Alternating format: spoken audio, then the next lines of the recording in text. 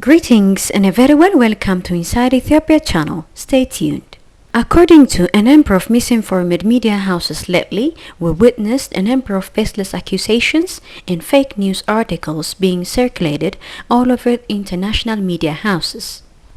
For TPLF intentionally misled the narratives into playing the victim all along. I think that's that's not true. What's happening right now on the ground is actually not only a civil war, but it's transforming itself into.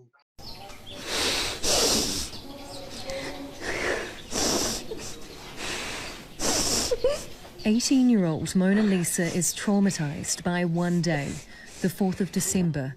It was then, she says, Eritrean soldiers entered her village in the Ethiopian region of Tigray.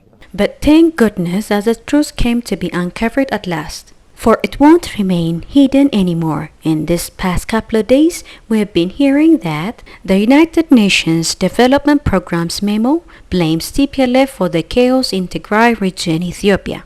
The 4-page confidential memo signed by Achim Steiner, the administrator of UN Development Programme UNDP, points to the Tigray People's Liberation Front TPLF, Ethiopia's former ruling political party, as provoking the Ethiopian government offensive by attacking and seizing Ethiopia's Northern Command headquarters in Tigray in early November 2020, in what would have been an act of war everywhere in the world, and one that typically triggers military response in defense of any nation, according to the February 16th memo.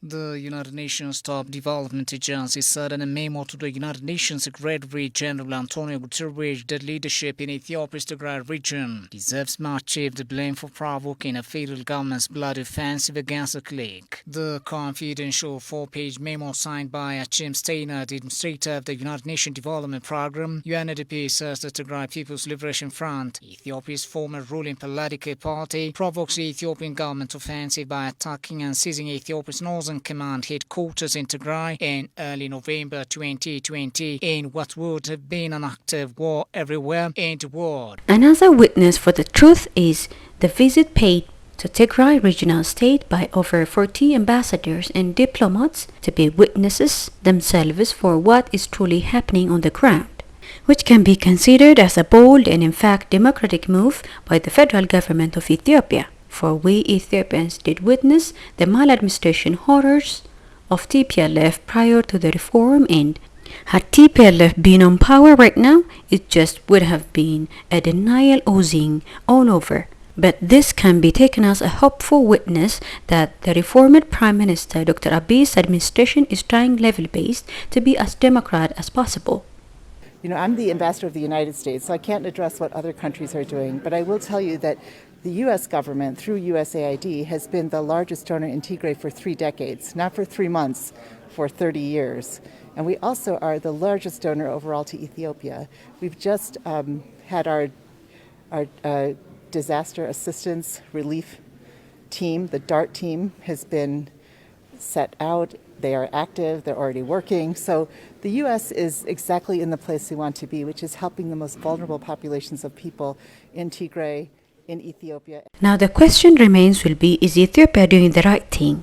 Well, for a critical and logical person, it would be a definite yes. If any given nation's national pride, which is defense force in the entire world, is being attacked by a group of armed men, that will be a matter of life and death situation, and a matter of sovereignty of that given country indeed. So yes, Ethiopia is protecting the nation from TPLF junta.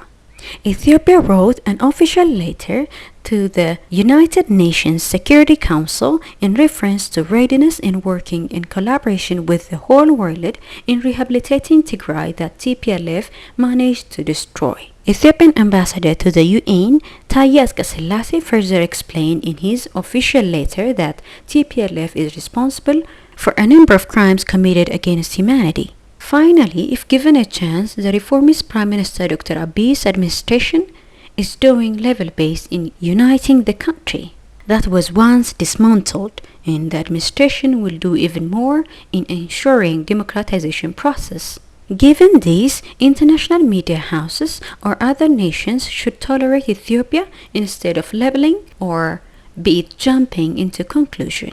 Thanks for staying with us. Don't forget to like, share, subscribe and leave your comments. Have a good one.